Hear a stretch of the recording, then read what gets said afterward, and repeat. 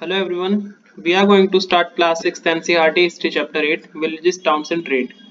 इस एक ही वीडियो में हम ये पूरा चैप्टर कंप्लीट करने वाले हैं। आप सिर्फ अपनी कंसंट्रेशन के साथ ये पूरा वीडियो देखते रहना, लास्ट तक एकदम समझते हुए देखना, आपको पूरा चैप्टर समझ आ जाएगा। और नोट्स बनाने की भी कोई जरूरत नहीं है, सिर्फ आप देखते रहो, इसे समझते रहना पूरी कंसंट्रेशन से। Prabhakar at blacksmith shop.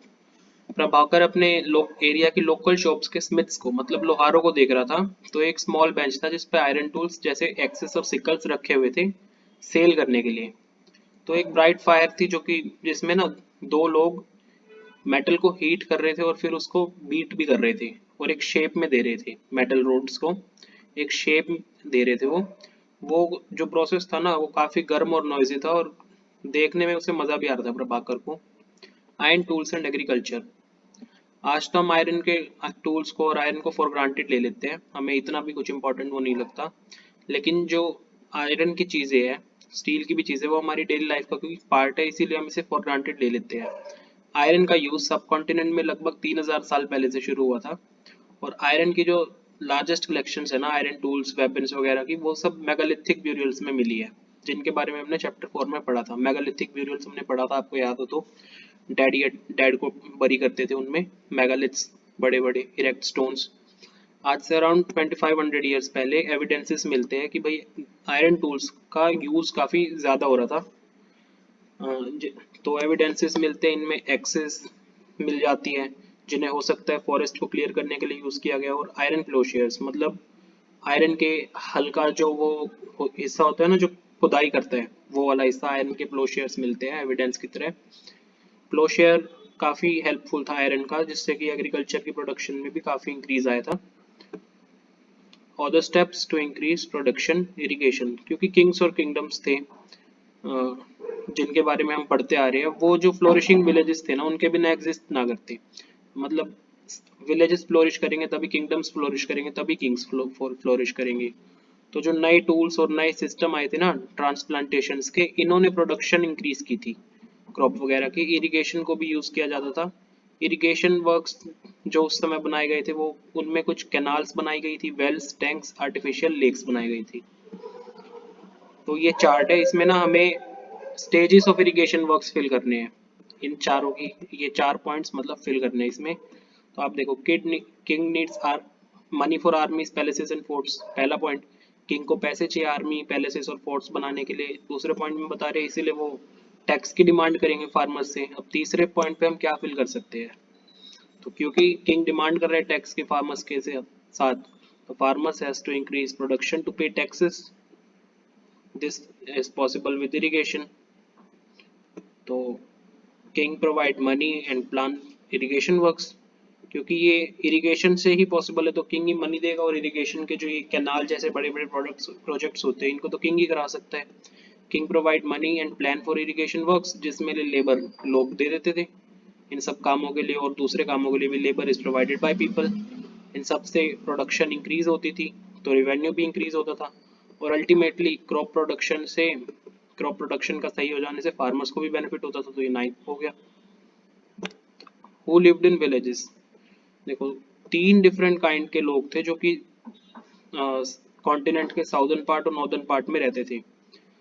Tamil reason में जो बड़े बड़े लैंड ओनर्स होते थे ना, उन्हें वेल्लार कहा जाता था। और ऑर्डिनरी प्लोमैन मतलब जो कि खेत में हल चला लेंगे, उन्हें उजावार कहा जाता था। और लैंडलेस लेबरर्स जो कि स्लेव की तरह काम करेंगे, उन्हें कदैसियर या अधिमई कहा जाता था। और नॉर्दर्न पार्ट में थोड़ा अलग हिसाब था। नॉर्दर्न पार्ट में ना तो जो विलेज का हेडमैन होता था उसे ग्राम भोजक कहा जाता, ग्राम भोजका। और ये जो ग्राम भोजक होता था, इसके पास काफी बड़ा वो होता था, ये लार्जेस्ट लैंड ओनर होता था। और ग्राम भोजक की जो पोजीशन है ना वो हेरिडिटरी होती थी। तो मतलब सेम ही फैमिली के लोग, एक ग्राम भोजक के बाद दूसरा उसकी पोजीशन संभाल लेगा। हेरिडिटरी पोजीशंस थी। और ग्राम भोजक के पास स्लेव्स होते थे और वो कुछ वर्कर्स को भी हायर कर लेता था अपने लैंड में कल्टीवेशन करने के लिए, खेती करने के लिए। इसके अलावा क्योंकि वो पावरफुल भी था, एक विलेज में उसकी चलती थी, वो पावरफुल भी था, तो किंग उसी का यूज करता था विलेज में टैक्स कलेक्ट करने के लिए। वो जज की तरह भी काम कर लेता था, पंचायत वगैरह इस तरह के सिस्टम्स होते थे उस टाइम भी। और कभी कभी पुलिसमैन का भी काम ग्राम भोजक ही कर देता था। ग्राम भोजक के अलावा इंडिपेंडेंट फार्मर्स भी होते थे जिन्हें गृहपति कहा जाता था। और ये थोड़े छोटे लैंड ओनर्स होते थे, और कुछ लोग ऐसे भी थे जो कि जिन्हें दास कर्मकारा कहा जाता था, जिनके पास लैंड नहीं होती थी, इन्हें फील्ड ओनर्स की लैंड पे, मतलब दूसरों की लैंड पे काम करके अपने लिए लिविंग अर्न करनी पड़ती थी। और काफी विलेजेस में क्राफ्ट पर्सन जैसे कि ब्लैक स्मिथ, लोहार, पॉटर, कारपेंटर और वीवर जैसे भी मौजूद थे। द अर्लीस्ट तमिल कॉम्पोजिशंस, देखो जो तमिल के सबसे पहले के वर्क्स है ना, जो अराउंड 2300 साल पुराने हैं, उन्हें संगम कहा जाता है, संगम लिटरेचर। इन्हें संगम इसलिए कहा जाता है क्योंकि ये ना इनकी कंपोजमेंट और कंपाइलेशन कुछ ऐसी पॉइंट्स की असेंबलीज में हुई थी जिन्हें संगम कहा जाता था, और ये असेंबलीज मदुरई में होती थी। और ये जो हमें ऊपर टर्म्स मिली है ना विलेजर्स को डिस्क्राइब करती हुई, ये सब संगम लिटरेचर में ही मिलती है। आर्कियोलॉजिस्ट को कई हजार सालों से मतलब have found several thousands of points belonging to this period. तो जो पुराना टाइम है ना, उससे बिलोंग करते हुए आर्कियोलॉजिस्ट को हजारों कॉइन्स मिले हैं। तो जो अर्लीस्ट कॉइन्स थे जो कि लगभग 500 साल तक यूज में रहे थे, वो पंच मार्क्ड कॉइन्स थे, जैसे इधर दिखाए हुए ये पंच मार्क्ड कॉइन्स है। देखो पंच मार्क्ड कॉइन्स क्या होता है। Punch marked coins generally rectangular shape में होते हैं और कभी कभी स्क्वायर या राउंड शेप में भी हो जाते हैं। इन्हें या तो मेटल शीट से कट कर लिया जाता है या फिर फ्लैटेंड मेटल ग्लोब्यूल्स, मतलब जैसे क्रिकेट बॉल की शेप होती है ना, ये ग्लोब्यूलर शेप होती है इसी तरह की, तो फ्लैटेंड मेटल ग्लोब्यूल्स पर भी बना लिया जाता है। इन कॉइन्स को इंस्क्राइब नहीं किया जाता, मतलब इन पर इनको इंस्क्रिप्शंस की तरह इन पे राइटिंग्स नहीं होती, इसके बजाय इनको स्टैम्प कर दिया जाता है कुछ सिंबल्स से, डाइज या पंचिस की हेल्प से, जैसे मोहर लगाते हैं उस तरह से कस के स्टैम्प कर दिया जाता है, इसलिए इन्हें पंच मार्क्ड कॉइन्स कहते हैं। ये सब कॉन्टिनेंट के कई पार्ट्स में मिले हैं और काफी टाइम तक ये यूज होते रहे थे, कॉमन एरा में भी, कॉमन एरा के अर्ली सेंचुरीज में भी। देखो एक्सचेंज के बारे में एक पोएम मिलती है, other names of exchange, Sangam collections में, संगम लिटरेचर तो थी। As they carry the white paddy of their land, मतलब to exchange it for the salt of another. तो लोग इससे पता लगता है कि लोग अपनी धान को सॉल्ट से एक्सचेंज करते थे, मतलब ये बार्टर ट्रेड चल रही है एक तरह से। तो लॉन्ग रोड्स वो कार्ट्स में ट्रेवल करते थे, crossing the long roads in cart through sands white as moonlight. तो सैंड के ऊपर से भी उन्हें कार्ट्स में ट्रेवलिंग करनी पड़ती थी मूनलाइट में, मतलब इतना मुश्किल ट्रेवल था सिर्फ धान को सॉल्ट के बदले में चेंज करने के लिए। तो उनकी फैमिलीज को उनके बिना रहना पसंद नहीं था, लेफ्ट बिहाइंड रहना, मतलब छोड़ के जाए ऐसा उन्हें पसंद नहीं था, तो वो पूरी फैमिलीज ले जाते थे, taking whole families who hate to be left behind. तो जो सॉल्ट मर्चेंट्स कहते थे इनको, जो धान और सॉल्ट को एक्सचेंज करते थे, तो सॉल्ट मर्चेंट जब छोड़ जाते थे ना अपने शहर गांव को, तो ये पूरा शहर या गांव खाली सा फील होता था, लीव्स द सिटी एम्प्टी। जो सॉल्ट था वो सी कोस्ट पे ही बनेगा, सी कोस्ट पे ही बनता था। सिटी विद मैनी फंक्शंस, तो देखो कभी कभी एक टाउन हो जाता है जो किसी कारणों से काफी इंपॉर्टेंट बन जाता है। एग्जाम्पल के तौर पे मथुरा। मथुरा आज से लगभग 2500 मतलब 2500 ईयर्स से ही काफी इंपॉर्टेंट सेटलमेंट है। ये इंपॉर्टेंट इसलिए क्योंकि ये ना दो मेजर रूट्स के क्रॉस रोड्स पे है, जिन्हों ये दोनों रूट्स ट्रैवल और ट्रेड के लिए काफी इंपॉर्टेंट है। तो आप देखो तो नॉर्थ वेस्ट से, मतलब राजस्थान वाले हिस्से से ईस्ट की तरफ जाने के लिए भी मथुरा बीच में आ जाता है, और नॉर्थ से साउथ में जाने के लिए भी, तो काफी इंपॉर्टेंट रूट्स पे पड़ जाते हैं। तो मथुरा जो थी, there were fortification around the city, मतलब फोर्टिफाइड किया हुआ था इस सिटी को, और सिटी में काफी इंपॉर्टेंट श्राइन्स मतलब तीर्थ भी थे। फार्मर्स और हर्डर्स जो थे इसके एडजॉइनिंग एरियाज के, वो सिटी के लोगों के लिए फूड देते थे। मथुरा काफी इंपॉर्टेंट सेंटर था क्योंकि इधर स्कल्पचर भी, फाइन स्कल्पचर भी बनता था। लगभग आज से 2000 ईयर्स पहले मथुरा कुशानास की सेकंड कैपिटल भी बना था, जिसके बारे में हम पढ़ने वाले हैं, कुशानास के बारे में हम आने वाले चैप्टर्स में पढ़ेंगे। मथुरा एक रिलीजियस सेंटर भी था इंपॉर्टेंट, क्योंकि इधर बुद्धिस्ट मोनास्ट्रीज भी थी, जैना श्राइन्स भी थे, और कृष्ण की वर्शिप के लिए, कृष्ण जी की वर्शिप के लिए काफी इंपॉर्टेंट जगह भी है। काफी इंस्क्रिप्शंस जो कि स्टोन स्लैब्स या स्टैचूज पे मिली है मथुरा में, ये ना शॉर्ट इंस्क्रिप्शंस हैं, जिनकी हेल्प से लोगों ने गिफ्ट की तरह भी दी हुई है, क्योंकि ये रिकॉर्ड इन इंस्क्रिप्शंस में इस तरह के रिकॉर्ड्स है जो कि मैन ने किसी ने मोनास्ट्रीज या फिर तीर्थों को गिफ्ट किए हो, इनका मेंशन है इन इंस्क्रिप्शंस में। ये बनाई गई थी kings, queens, officers, merchants, crowd persons के द्वारा, जो कि मथुरा में ही रहते थे। फॉर एग्जाम्पल मथुरा में जो इंस्क्रिप्शंस है ना, उनमें गोल्ड स्मिथ्स मतलब सुनारों का, blacksmiths, weavers, basket makers, garlands और गार्लैंड मेकर्स और परफ्यूमर्स, इनका काफी जिक्र आता है। क्राफ्ट्स एंड क्राफ्ट पर्संस, तो देखो हमें आर्कियोलॉजिकल एविडेंस मिले क्राफ्ट्स के लिए भी, जिसमें एक्सट्रीमली फाइन पॉटरी भी मिलती है, जिसे नॉर्दर्न ब्लैक पॉलिश्ड वेयर कहा जाता है। देखो NPBW क्या होता है, नॉर्थर्न ब्लैक पॉलिश्ड वेयर। ये जो होता है ना, ये एक हार्ड व्हील मेड सब्सटेंस होता है, जो कि सब्सटेंस नहीं मतलब एक टाइप का पॉटरी होती है ये भी।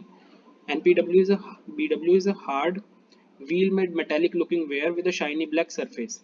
तो शाइनी ब्लैक सरफेस होता है इनका, जो थोड़ा मेटेलिक सा दिखता है वो सरफेस। पॉटर्स क्या करते थे, ये जो घड़े बन जाते थे ना, इन्हें अपने भट्टे में काफी हाई टेम्परेचर पर गर्म करते थे, जिसके कारण ये थोड़े सा इनका आउटर सरफेस काला पड़ जाता था, और उसके बाद उस पे एक फाइन ब्लैक स्लिप लगा देते थे, जो कि इसको मिरर जैसी शाइन दे देती थी, पॉटरी को मिरर जैसी शाइन दे देती थी ये काली पट्टी जो होती थी। और NPBW नेम कैसे पड़ा, क्योंकि ये ना ज्यादातर नॉर्दर्न पार्ट में ही मिली है सब कॉन्टिनेंट के, तो इसको नॉर्दर्न ब्लैक पॉलिश्ड वेयर कहा गया। तो एविडेंसेस को जो काफी जो आर्कियोलॉजिकल एविडेंसेस थे ना, क्राफ्ट्स थे ना, वो सरवाइव नहीं किए। तो हमें जैसे क्लॉथ यूज होता था ना, क्लॉथ की मैन्युफैक्चरिंग भी होती थी, ये बात हमें टेक्स्ट से पता लगती है, ना कि आर्कियोलॉजिकल एविडेंस से।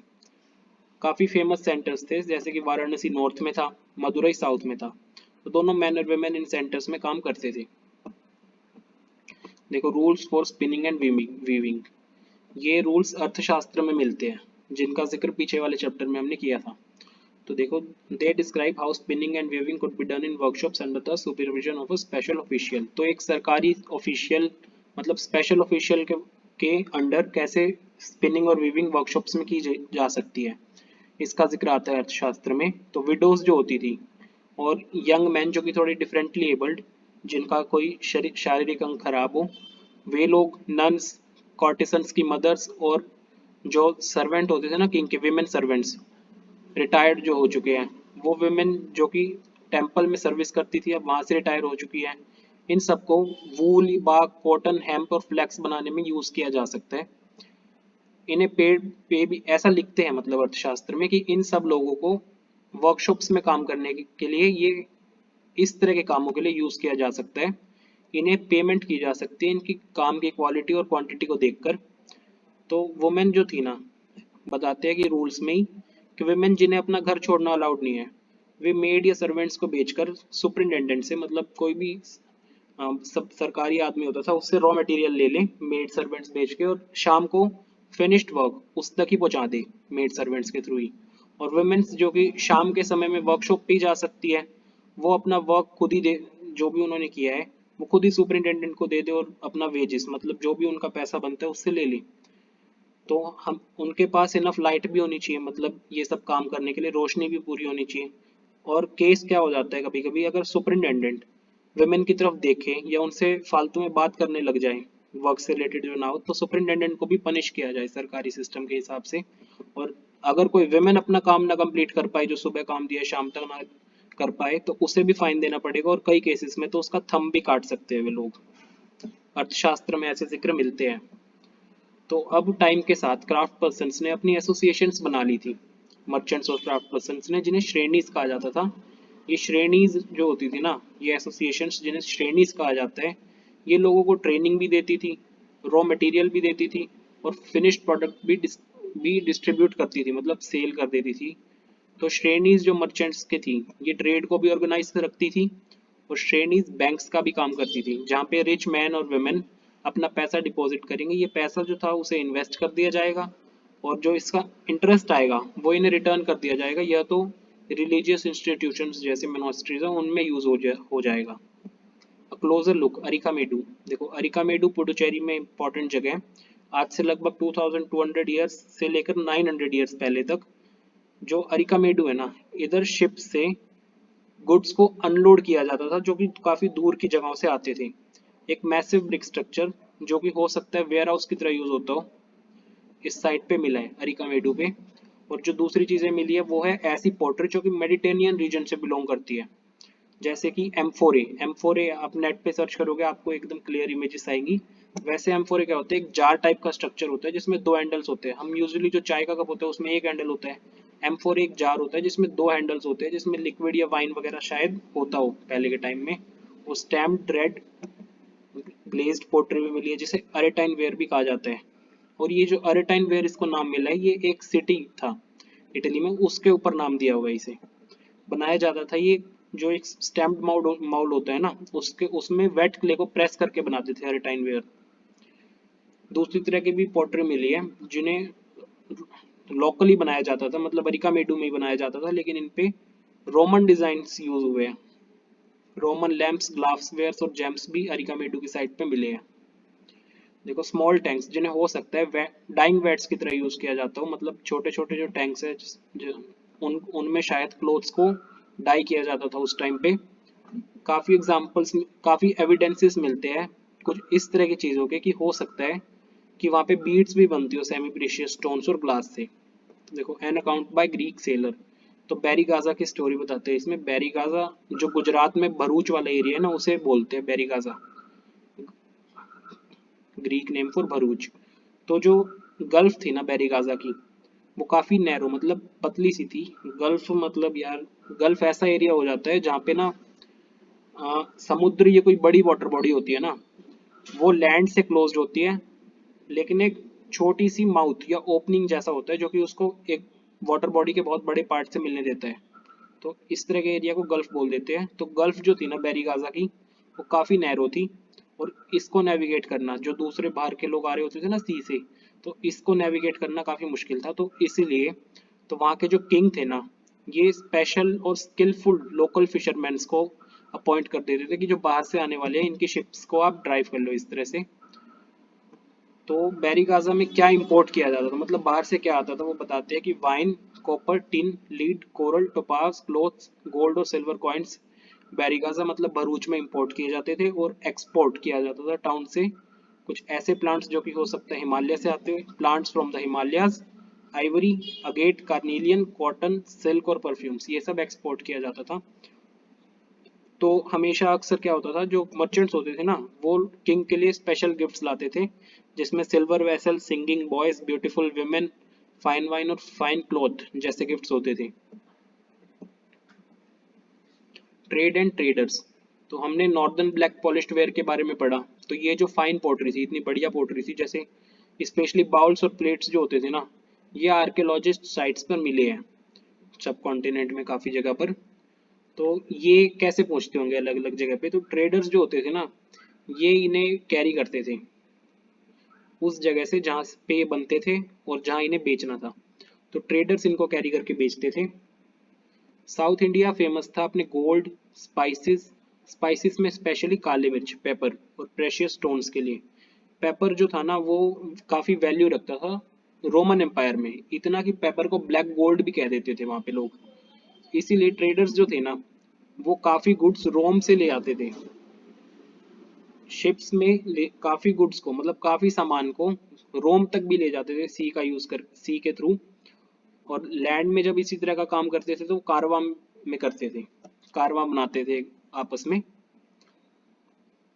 तो एविडेंसेस से पता लगता है कि काफी ट्रेड होती होगी रोमन्स और इंडियंस के बीच में, क्योंकि रोमन गोल्ड कॉइन्स भी साउथ इंडिया में मिले हैं। देखो संगम में एक और पोएम मिल जाती है जो कि ट्रेड के बारे में एविडेंस देती है। तो ये पोएम जो है ना, तो पूहर में कुछ गुड्स लाए गए होंगे, उनको डिस्क्राइब कर रही है। तो पूहर जो है वो एक इम्पोर्टेंट पोर्ट है ईस्ट कोस्ट पे। तो देखो शिप्स में क्या क्या आता था, स्विफ्ट ट्रांसिंग हॉर्सेस, मतलब तीव्र उछलते कूदते घोड़े शिप्स में आ जाते थे। ब्लैक पेपर की बेल्स भी आ जाती थी, मतलब गांठें पूरी। जेम्स या फिर गोल्ड बोन जो कि हिमालय में उगते थे, बनते थे, या फिर हिमालय से निकलते थे। वेस्टर्न हिल्स पे उगा हुआ सैंडलवुड, चंदन। साउदर्न सीज का पर्ल, ईस्टर्न ओशन से कॉरल्स, गंगा की जो भी उपज थी और कावेरी के नजदीक की क्रॉप्स, और फूड स्टफ श्रीलंका से, और पोट्री म्यांमार से, और दूसरी भी रेयर और रिच इंपोर्ट्स के बारे में पता चलता है, and other rare and rich imports. Traders जो थे वो काफी सी रूट्स को एक्सप्लोर कर चुके थे। Some of these followed the coast, तो जो कई सी रूट्स थे ये कोस्ट के अलोंग भी थे। तो दूसरे भी सी रूट्स थे जो कि अरेबियन सी और बे ऑफ बंगाल के अराउंड थे, जहाँ पे सेलर्स मानसून विंड्स का फायदा उठाकर थोड़ा तेजी से सी को क्रॉस कर लेते थे, क्योंकि मानसून विंड है तो शिप तेज चलेगी ना, हवा ज्यादा होगी थोड़ी सी। तो अगर उन्हें ईस्ट अफ्रीका से सब कॉन्टिनेंट की वेस्टर्न कोस्ट पे आना है जो कि अरेबिया पे है, तो वो लोग साउथ वेस्ट मानसून का यूज करते थे। तो इतना बड़ा रास्ता क्रॉस करने के लिए उन्हें स्टर्डी शिप्स मतलब मजबूत शिप्स भी बनानी पड़ती थी। New kingdoms along the coasts. तो देखो साउदर्न हाफ जो है ना सब कॉन्टिनेंट का, इधर बहुत बड़ी कोस्ट लाइन है जिसमें हिल्स, प्लेट्यूज और रिवर वैलीज भी है। अगर रिवर वैलीज की बात करें तो जो कावेरी वाला एरिया है ना वो सबसे ज्यादा फर्टाइल है। तो चीफ्स या किंग्स जो होते थे ना वो लोग ये रिवर वैलीज को कंट्रोल करते थे और कोस्ट को भी कंट्रोल करते थे ना। जो इनको कंट्रोल करता था वो ज्यादा रिच और पावरफुल होता जाता था क्योंकि इधर ज्यादा ट्रेड है। तो संगम पोएम्स में ना मूवेंदार का मेंशन है, मतलब जिक्र मिलता है मूवेंदार। मूवेंदार क्या है, ये तमिल वर्ड है। तीन चीफ्स को डिस्क्राइब करते हैं ये तमिल वर्ड मेनली। और ये जो तीनों चीफ्स है वो तीन रूलिंग फैमिलीज चोलास, चेराज और पांड्यास, ये बहुत पावरफुल रूलर्स थे साउथ इंडिया के, आज से लगभग 2300 साल पहले के, जिनके बारे में हम पढ़ने भी वाले आने वाले टाइम्स में। तो चोलास, चेराज और पांड्यास के तीन, इन तीन फैमिलीज के जो तीन चीफ्स हैं उनको डिस्क्राइब करने के लिए जो वर्ड यूज हुआ है तमिल में वो है मूवेंदार। तो ये जो तीनों चीफ्स थे इनके दो सेंटर्स ऑफ पावर थे, जैसे हमने लास्ट चैप्टर में पढ़ा अशोका की किंगडम का कैपिटल एरिया था पाटलिपुत्र जहाँ पे पावर कॉन्सेंट्रेटेड थी। लेकिन ये जो तीनों फैमिलीज के तीन चीफ्स थे इनके तीन से दो सेंटर्स ऑफ पावर्स होते थे। एक तो होता था बिल्कुल इनकी किंगडम के बीच में, वन बीच में अंदर, वन इनलैंड मतलब किंगडम में बिल्कुल, और एक होता था कोस्ट पे। तो तीन फैमिलीज के दो सेंटर्स ऑफ पावर्स हैं, तो मतलब टोटल 6 हो गए, हर एक के दो दो। तो इन छह के छह में से दो बहुत ज्यादा इंपॉर्टेंट थे, आप नाम याद कर लो। पुहर, जिसका भी हमने पढ़ा, पुहर को कावेरी पट्टिनम भी कहा जाता है, ये चोलास का पोर्ट था। और मदुरै, ये पांड्यास की कैपिटल थी। हमने तीन नाम पढ़े, चोलास, चेरास और पांड्यास, याद रखना। तो चीफ्स जो होते थे ना ये तीनों, ये रेगुलर टैक्सेस नहीं कलेक्ट करते थे। इसके सिवाय रेगुलर टैक्सेस के बजाय ये ना अपने ही लोगों से गिफ्ट मांग लेते थे और मिलिट्री अभियान भी करते रहते थे। तो ये नेबरिंग एरियाज जो थे ना उनसे भी ट्रिब्यूट कलेक्ट कर लेते थे। तो कुछ वेल्थ को तो ये रख लेते थे और बाकी को ये अपने सपोर्टर्स, जिसमें फैमिली मेंबर्स, सोल्जर्स और पॉइंट्स भी आ जाते हैं, उनमें बांट देते थे। तो मैनी पॉइंट्स, काफी पॉइंट्स जिन जिनकी कॉम्पोजिशन संगम इलेक्शन कलेक्शंस में भी मिलती है ना, इन्होंने काफी लिटरेचर लिखा है चीफ्स की प्रेज में भी। तो इनको भी काफी precious stones, gold horses, elephants, chariots और फाइन क्लोथ से ये चीफ्स गिफ्ट कर देते थे। तो इसके मतलब ये जो चोलास, चेरास, पांड्यास वगैरह, इनके 200 साल के बाद एक बहुत पावरफुल डायनेस्टी आई वेस्टर्न इंडिया में, सतवाहनास। तो जो इनके सबसे इंपॉर्टेंट रूलर रहे हैं ना वो है गौतमीपुत्र श्री सतकर्णी। हमें इनके बारे में पता चलता है थोड़ा इनकी मदर के बिहाफ पर, जिनका नाम था गौतमी बालाश्री। इंस्क्रिप्शंस जो इनकी मदर ने बनाई ना उनके थ्रू पता लगता है हमें गौतमी पुत्र श्री सतकर्णी के बारे में। इनकी मदर थी गौतमी बालाश्री, इनकी इंस्क्रिप्शंस में इनका मेंशन मिलता है, गौतमी पुत्र श्री सतकर्णी। तो जो गौतमी पुत्र श्री सतकर्णी थे ना ये भी काफी पावरफुल रूलर्स थे, और साथ में कुछ और शतवाहन रूलर्स थे। तो इनको कलेक्टिवली लोग उस टाइम पर लॉर्ड्स ऑफ द दक्षिण पथ कहते थे। दक्षिण पथ का मतलब ये होता है कि साउथ की तरफ जाने वाला जो रूट है। तो दक्षिण पथ ये नाम पूरे कलेक्टिव सदर्न रीजन के को भी दे दिया जाता था। तो अब जो गौतमीपुत्र श्री सतकर्णी थे और दूसरे सतवाहना रूलर्स भी अपनी आर्मी ईस्टर्न, वेस्टर्न और साउदर्न कोस्ट पर भेजते थे। Silk route and the Kushanas. तो देखो तो जो किंग्स थे ना वो सिल्क रूट को भी काफी कंट्रोल करने की कोशिश करते थे, रूट का काफी बड़ा पोर्शन, क्योंकि इससे क्या होगा, लोग उनको, मर्चेंट्स उनको टैक्सेस, ट्रिब्यूट्स और गिफ्ट्स देंगे। ट्रेडर्स जो भी इस रूट पे आएंगे वो सब इनको देंगे गिफ्ट्स। तो बदले में ये क्या करेंगे, ये इन सबको प्रोटेक्ट करेंगे रॉबर्स से। जो भी इनके अंडर के एरिया में रॉबर्स होंगे ना उनसे इन सबको प्रोटेक्ट करेंगे, ट्रेडर्स को। तो जो बेस्ट रूलर है ना जिन्होंने सिल्क रूट को कुछ कंट्रोल किया है वो कुशानाज ही थे, जिन्होंने सेंट्रल एशिया और नॉर्थ वेस्ट इंडिया को आज से अराउंड 2000 साल पहले रूल किया था। There two major centres of power, मतलब जो इनके दो मेजर ऑफ सेंटर पावर थे ना, पावर के two major centres of power, वो थे पेशावर और मथुरा। कुशानास की किंगडम में ही तक्षशिला भी इंक्लूडेड था उस टाइम पर। उनके ही रूल में सिल्क रूट की एक ब्रांच का इतना एक्सटेंशन हुआ था कि सेंट्रल एशिया से वो ब्रांच इंडस रिवर के माउथ पर, जो कि सी पोर्ट पे है ना, उधर तक आ गई थी। तो इसके हेल्प से वो लोग रोमन एम्पायर जो कि वेस्ट में, उधर सिल्क इंपोर्ट कर ले, सिल्क एक्सपोर्ट कर देते थे, शिप कर देते थे। तो आपका ये चैप्टर कंप्लीट हो चुका है। Thank you.